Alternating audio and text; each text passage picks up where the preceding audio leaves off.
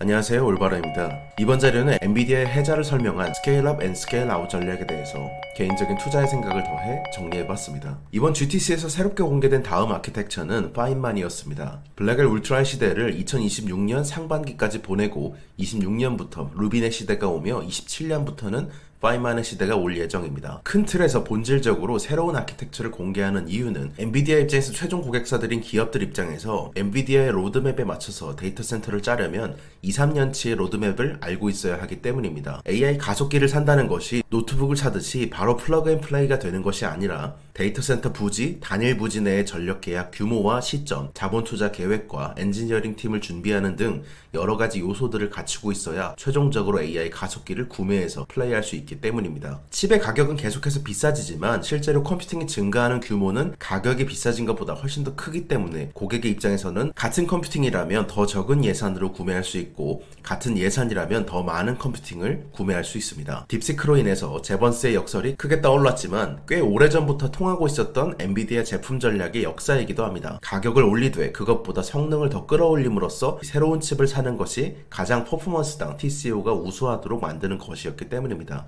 예를 들어서 엔비디아의 칩 이름들에 대해서 예를 들어보고 LMM에 대해서도 가칭을 붙여서 한번 살펴보겠습니다. 예를 들어서 엔비디아의 칩 이름들은 과일 이름들로 구성되어 있다고 칩시다. 이름이 원래는 볼타, 암페어, 호퍼, 블랙웰, 루빈, 파인만 이런 식으로 수학자나 물리학자의 이름들로 명명되어 있으니까 어려워 보일 뿐 본질은 같습니다. 가격을 보자면 $1,000, $2,000, $3,000인데 시간당 플롭스로 보자면 체리는 5플롭스, 포도는 15플롭스, 키위는 60플롭스입니다. 이걸 조금 더 현실적으로 보려면 이거를 같은 LMM을 학습시킨다고 가정해 볼 수 있겠죠. 사자 LMM이 있다고 쳐봅시다. 여기는 동물 단위로 넘어갈 겁니다. 사자 LMM이 할 수 있는 일은 10가지인 LMM입니다. 여기에 요구되는 컴퓨팅은 600플롭스입니다. 그렇다면 이 사자 LMM을 학습시킨다고 볼 때 체리 GPU로는 몇 개가 필요할까요? 원래는 시간 단위로 다 나눠야겠지만 전체 LMM의 크기만큼 최적의 효율을 내는 GPU 클러스터 규모가 있기 때문에 편의상 모두 1시간 내로 학습을 완료시켜야 한다고 가정해 보도록 하겠습니다. 체리 GPU로 사자 LMM을 훈련시키기 위해서는 120개의 GPU가 필요합니다. 이걸 가격으로 곱해서 생각을 해보자면 $12만 필요하다는 의미입니다. 포도 GPU로 훈련시켜보면 어떨까요? 다음 세대의 GPU인 포도 GPU로 사자 LMM을 훈련시켜 보도록 하겠습니다. 사람들은 체리 GPU에 비해서 2배 비싸졌다고만 생각하지만 실제로 그 밑에 있는 플롭스 개선에 대해서는 그닥 큰 관심을 갖지 않습니다. 그러나 실제 고객들인 기업들 입장에서는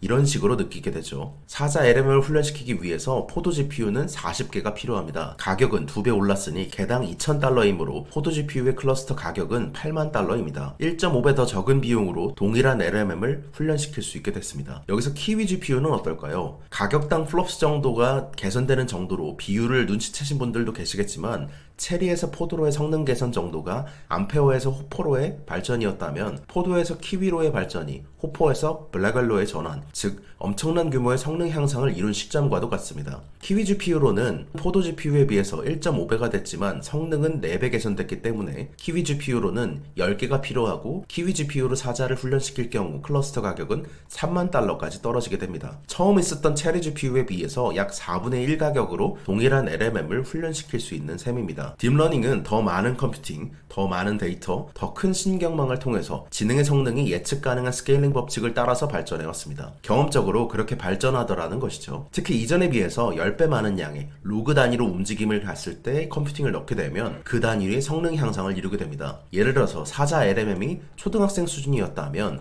그 다음 모델은 중학생 수준을, 그 다음은 고등학생 수준을, 그 다음은 대학생, 박사, 노벨상 수준의 지능을 갖게 되는 시기입니다. 여기에는 알고리즘 컴퓨팅의 효율화 개선도 함께 반영하는 값입니다. 따라서 실제 컴퓨팅 피로치는 10배가 증가해야 맞지만 2.5배의 성능 개선이 알고리즘 효율에서 나왔기 때문에 이에 따라서 총 2400플롭스가 필요한 호랑이 LMM이 있다고 가정해 보겠습니다. 할 수 있는 일이 지능이 10배 늘어났기 때문에 할 수 있는 일은 100가지가 됐다고 가정할 수 있겠죠. 그리고 여기서 중요한 점은 알고리즘 성능 향상은 이렇기 때문에 이 모든 가정은 쿠다를 쓴다는 전제입니다. 알고리즘 성능과 효율은 저절로 좋아지는 것이 아니라 계속해서 수많은 개발자들이 깎고 깎아서 쿠다 커뮤니티 내에서 공유하는 과정들이 반복되어서 좋아지는 것이기 때문입니다. 체리 GPU로 이전보다 훨씬 성능이 좋아진 호랑이 LMM을 학습시키게 되면 480개가 필요하게 되며 가격은 $480,000가 될 겁니다. 포도 GPU로 훈련하게 되면 160개의 포도 GPU가 들고 가격은 $320,000로 나름 줄어들지만 여전히 크죠. 그러나 호퍼에서 블랙웰로의 트랜지션 정도의 파급 효과라고 생각하는 포도에서 키위로의 GPU 전환을 보시게 되면 키위 GPU로 호랑이 LMM을 훈련시킬 경우 키위 40개로 훈련시키는데 12만 달러가 들게 됩니다. 구조상 이전의 사자 LMM을 키위 GPU로 훈련시킬 때의 가격과 키위 GPU의 시대에서 호랑이 LMM을 훈련시킬 때의 규모가 같음을 확인하실 수 있죠. 같은 지능 단위로 비교해보자면 체리에서 사자 클러스터는 12만 달러였지만 키위 사자 클러스터는 3만 달러이니까 지능 비용 자체도 4배 혹은 체리에 비해서 25% 수준으로 크게 줄어들게 됐습니다. 이런 과정들을 거치면서 체리 GPU로 사자를 훈련시켰다면 이후에는 키위 GPU로 호랑이를 훈련시키고 그것을 넘어서 더 좋은 LMM을 만들기 위해서 키위 GPU로 호랑이 LMM 이상의 모델, 즉 할 수 있는 일이 1000가지가 넘고 10,000가지가 넘는 모델들을 개발하려는 수요가 점점 더 증가하는 구조입니다. 그리고 이 모든 것은 사전 훈련에 대해서만 따진 것이고 사후 훈련이나 추론에서도 비슷한 일들이 일어나고 있죠. 이 전체를 아우르자면 그래서 3가지의 스케일링 법칙이 일어나고 있다라고 평하는 것입니다. 지능당 비용이 하락하는 만큼 더 많은 사용 사례가 생기고 기존 워크로드의 효율성이 좋아짐에 따라 더 많은 추론 워크로드가 발생하면서 전체 수요의 총량, 매출 총량은 늘어나는 트렌드라고 보실 수 있죠. 제번스의 역설은 경제학에서 기술 진보로 자원 사용의 효율성이 증가하면서 한 번 사용할 때 필요한 양은 줄이지만 한 번 사용당 비용의 하락으로 인해서 실제 수요의 총량이 늘어날 때 발생합니다. 예를 들어서 코스트가 2분의 1로 100달러에서 50달러로 줄었다고 해도 그것보다 더 많은 양의 수요가 증가할 때 이것을 제번스의 역설이라고 부르는 것인데요. 효율이 2배 좋아졌기 때문에 같은 양을 기준으로 자원 사용이 반으로 줄었을 것 같지만 오히려 늘어나는 만큼 사용 사례가 늘어나며 수요가 많아진다는 의미입니다. AI 업계에 적용되는 제번스의 역설은 지능당 비용이 낮아질수록 수요가 증가하는 트렌드를 말합니다. 지능당 비용은 수요에 영향을 미치며 지능당 비용이 감소할 때마다 단일 사용 사례별 사용량이 늘어나는 식으로 수요가 증가하게 되어 있죠. 전기 산업이 그러했고 인터넷, 클라우드 컴퓨팅, 이커머스가 큰 흐름에서 제번스의 역설을 수십 년간 입증하고 있는 사례들입니다. ROI가 나오는 워크로드가 늘어날수록 사용량이 늘어나고 사용 빈도나 사례도 늘어난다고 볼 수 있겠죠. 전기 분야에서도 전력 효율을 높이게 되면 전기를 덜 쓸 것 같지만 효율이 좋아진 만큼 밥솥으로도 쓰고 전자레인지로도 쓰고 인덕션, 냉장고, 세탁기, 이제는 전기차까지 쓰고 있습니다. 네트워킹의 비용이 줄어들수록 인터넷은 전 세계로 퍼졌고 컴퓨팅 비용이 줄어들자 이를 가상화시키기 시작했으며 더 나아가서는 클라우드 컴퓨팅을 처음으로 도입하기 시작했습니다. 이커머스의 물류비가 낮아질수록 배선 건수당 경제성이 좋아질수록 더 많은 것을 배송하고 있고 더 빨리 새벽 배송까지 나아가고 있는 트렌드입니다. 초기 LMM을 가지고 할 수 있는 것에는 한계가 있었지만 여기서 컴퓨팅 규모를 10배 키워서 멀티모달을 적용하기 시작했고 여기서 다시 컴퓨팅 규모를 100배 키워서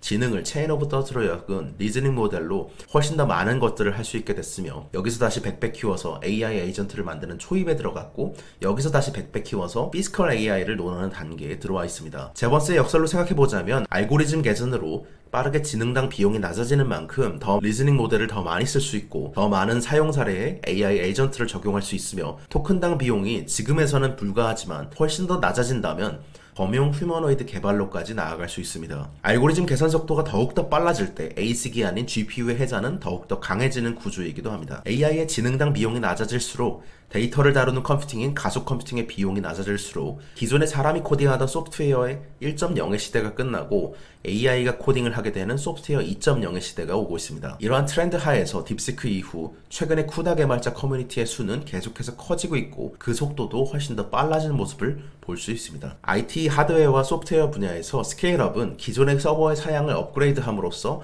수직적으로 시스템 규모를 키우는 것을 말합니다. 수직적인 성능 향상을 뜻하는데요.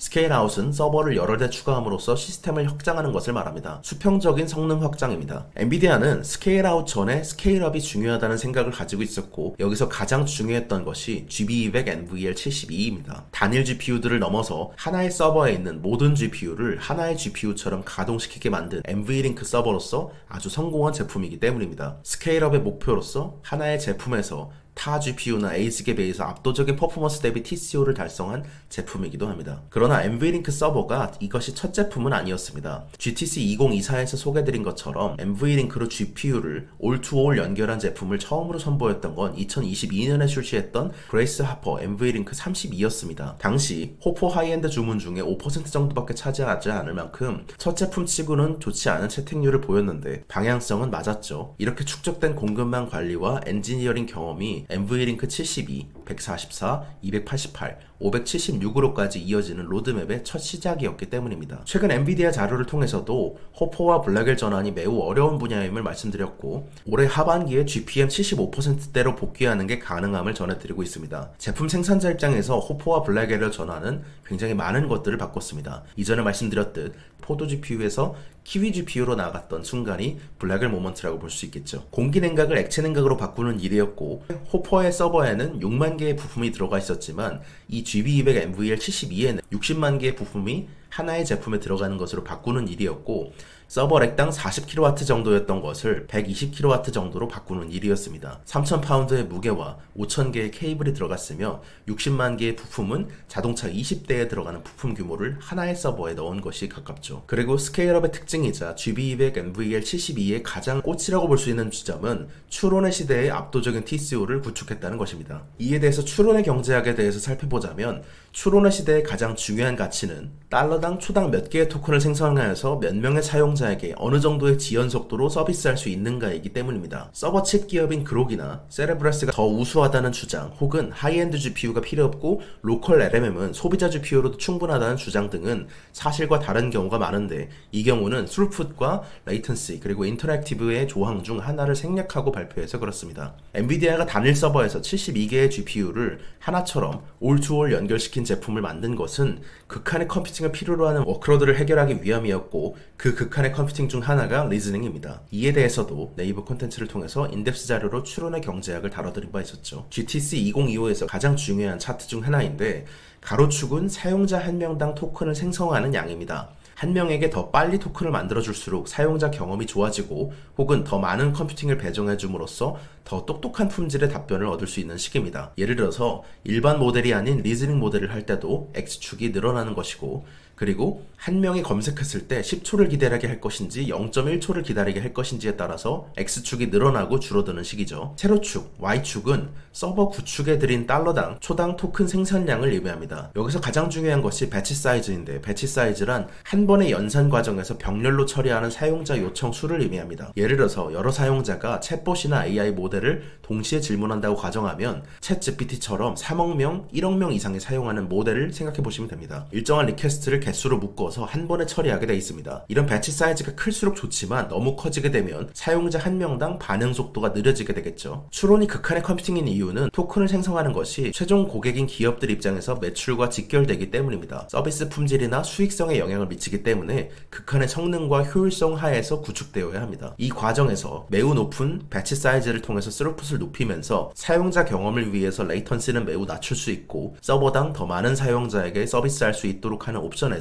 올-투-올 연결 규모가 클수록 같은 퍼포먼스 대비 TCO가 훨씬 더 좋습니다. 올-투-올 연결 네트워킹은 엔비디아의 NVLink밖에 없기 때문에 엔비디아 GB200 NVL72로서의 스케일업이 전략적으로 매우 중요했습니다. AI 모델의 추론이 모델별로 사용 사례가 매우 복잡해짐에 따라 엔비디아는 새로운 라이브러리인 엔비디아 다이나모를 출시했습니다. 상당한 혁신이라고 느끼는 지점인데 정확히 고객들이 고민하고 있는 지점들이었기 때문입니다. 그 결과로 기존의 단순 LMN 원샷 추론 방식에서 블랙웰이 호퍼에 비해서 25배 더 높은 성능을 내고 있고 리스닝에서는 압도적인 격차인 40배 성능 격차를 보이고 있습니다. 수만 개, 수십만 개, 수백만 개의 개별 GPU들이 쉬지 않도록 최적화시켜주는 것이 엔비디아 쿠다의 기술력인데 여기서 다시 한번 다이너모를 통해서 추론 워크로드 내에 프리필과 디코드를 분산하여서 추론 내에서도 최대의 경제성에 도달하도록 하는 것이 이런 다이나모의 효과입니다. 블랙웰 하드웨어의 성능 개선뿐만 아니라 소프트웨어적인 개선이 가능하다는 것이 핵심이고 라이브러리의 버전을 업데이트할 때마다 계속해서 정교해지며 성능이 향상된다는 것도 중요한 포인트입니다. 워낙 TCO 차이가 크기 때문에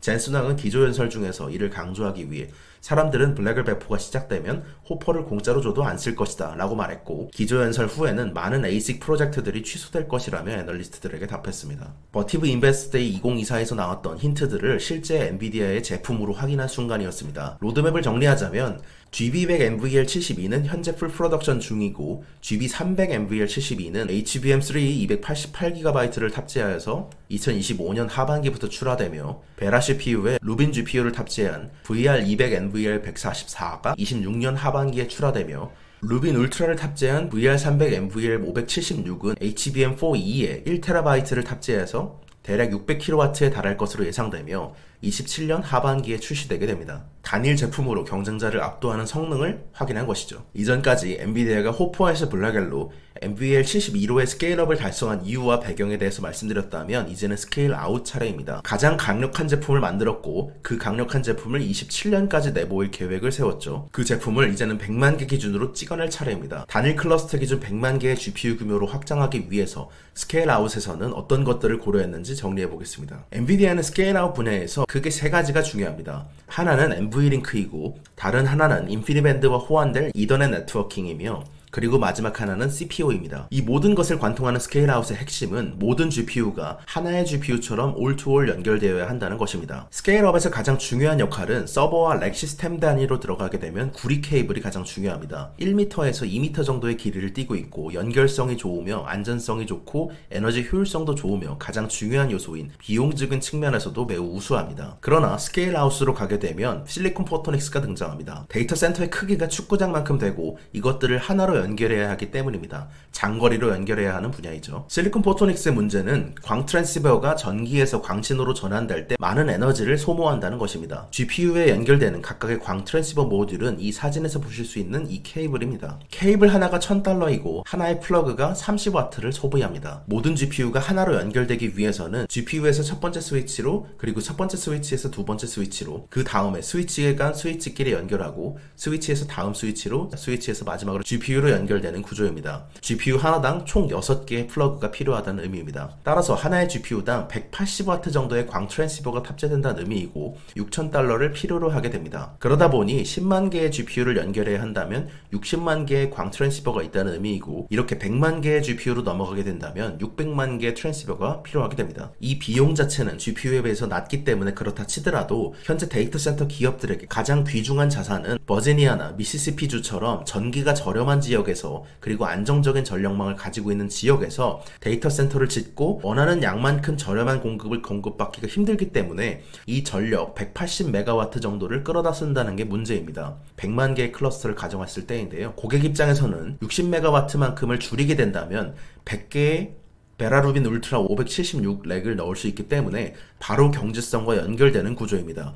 그래서 엔비디아는 이에 맞는 네트워킹을 따로 개발했습니다. 여기에 쓰인 것이 CPO입니다. 엔비디아 젠슨왕 CEO가 1월 말에 대만으로 날아간 이유가 바로 이것인데요. 이에 대해서는 1월 말에 공개해드린 바 있습니다. CPO란 기존의 데이터 센터 구조에서 데이터를 주고받을 때 사용하던 광 트랜시버 모듈을 다루는 방법을 한 단계 발전시킨 고급 패키징 기술입니다. 기존의 광 트랜시버는 전기 신호에서 빛신호로 바꾸는 역할을 했으며 플러그처럼 꽂았다 뺐다 할 수 있는 규모로 고장 시에 모듈만 교체하면 됐기 때문에 유지 보수가 간편하고 생태계가 성숙 단계였기 때문에 훨씬 더 저렴하다는 장점이 있었습니다. 쉽게 설명하자면 기존의 랜 케이블을 컴퓨터와 연결하는 것과 같은 작업입니다. CPO는 광 트랜시버를 스위치 칩이나 기타 네트워킹 칩에 직접 통합해서 데이터 전송 속도를 매우 높이고 전송 거리를 단축하고 전력 소비를 줄이며 지연 시간을 최소화시킬 수 있는 기술입니다. 컴퓨터 랜선처럼 꽂아서 쓰는 게 아니라 칩에 광 트랜시버를 통합해서 하나의 기기처럼 작동하게 만드는 식입니다. 훨씬 더 빠르고 효율적인 통신이 가능한 기술인데요.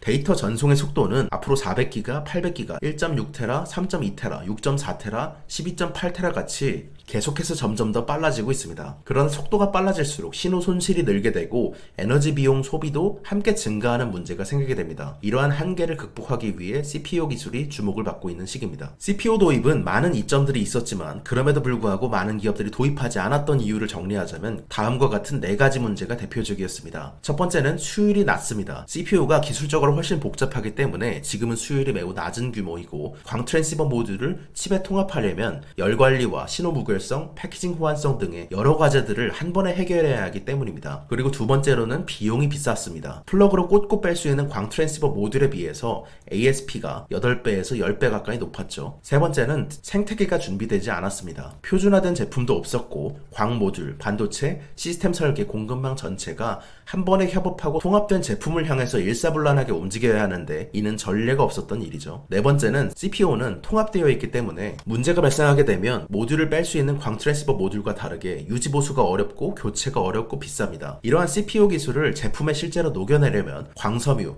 DSP, ASIC 스위치, 패키징, 테스트 같은 다양하고 광범위한 플레이어들끼리의 동시에 혁신이 필요하다는 의미입니다. 새로운 기술 생태계를 만드는 과정에서 TSMC 주도로 대만 테크 공급망이 함께 움직인 이유입니다. 여기서 빛났던 건 엔비디아의 해자이자 젠슨왕의 능력인 공급망 관리 능력이었습니다. 루빈이 성공하기 위해서는, 그리고 스케일아웃을 성공적으로 빌드하기 위해서는 CPU 기술이 중요했고, 그 결과 CPU를 안착시키기 위해서 수율과 가격, 제품 표준화 등의 한계를 극복하기 위해서 젠슨왕과 TSMC가 발맞춰서 동시에 전체 생태계의 CEO들과 함께 뛰었기 때문입니다. 훨씬 더 많은 샘플링과 규모의 경제를 통해서 문제를 해결하려고 시도했기 때문에 가능한 분야였습니다. 그 결과로 올해 초에 젠슨왕은 대만에 방문함으로써 마지막 CPU 공급망 체크를 마쳤고, 올해 10만 개 이상의 클러스터를 배포하기 시작함에 있어서 고객들에게 가장 먼저 필요한 이더넷 스펙트럼에서부터 CPU를 배포할 예정입니다. TSMC의 플랫폼을 사용해서 구축한 MRM 기술을 기반으로 1.6테라의 스펙트럼 스위치를 구현했습니다. 트랜시버를 줄이는 만큼 전력을 줄일 수 있고, 그만큼 데이터 센터에서 더 많은 컴퓨팅을 넣을 수 있다는 점에서 엔비디아와 최종 수요자인 데이터 센터 운영자들 입장에선 좋은 내용이었습니다. 이전에 말씀드린 것처럼 리즈닝의 시대에서는 고객의 입장에서 60MW씩 절약할 때마다 100개의 베라루빈 울트라 MVL 576의 렉을 넣을 수 있게 되기 때문에 바로바로 경제성과 연결되는 구조이기 때문입니다. 이번 주 네프콘을 통해서 전해드렸던 독점 콘텐츠는 총 4개였습니다. 엔비디아와 중국 AI 수요 및 H20의 경제성을 짚어봤고, 데이터 센터 최대 기업을 통해서 보는 중국의 AI 캐펙스, 사스 섹터에 대한 생각에 대해서 정리해봤습니다. 오픈AI CPO와 엔트로픽 CEO는 모두 올해 AI가 인간보다 코딩을 훨씬 더 잘하게 되는 해가 될 것으로 전망하고 있습니다. 두 번째는 엔비디아 GTC 2025였습니다. 요약하자면 Scale Up Before Scale Out이라고 볼 수 있겠습니다. 엔비디아 GTC 올인원이라고 정리해 볼 수 있고, 오늘 나온 내용에 있어서 한 두세 배 정도 더 많은 디테일을 담고 있습니다. 세 번째는 업계 전문가 인터뷰입니다. 도어대시 특집이었는데요. 바클라이스 IB 출신이 도어대시 전략가로서 신사업을 맡으면서 느꼈던 점들, 도어대시의 배송 건당, 경제성, 자율주행에 대해서 말한 자료입니다. 현재 S&P 500에 편입되기로 발표했던 도어대시에 대한 기업 분석이 이어지고 있습니다. 네 번째 자료는 마이크론 실적 발표였습니다. 마이크론은 HBM 분기 매출 1빌리언을 기록하면서 전사 매출 비중의 12%까지 올렸습니다. 최근 3개월간 메모리 섹터에서 빼놓을 수 없는 흐름을 정리해봤고, 엔비디아 GB300과 함께 많은 것들이 바뀌고 있습니다. AI, 그리고 논 AI, 그리고 엔터프라이즈 SSD에서 중요한 내용들을 정리해봤습니다. 이번 주 투자의 생각 유튜브 편은 여기서 마치겠습니다. 감사합니다. 올바른이었습니다. 좋은 하루 되세요.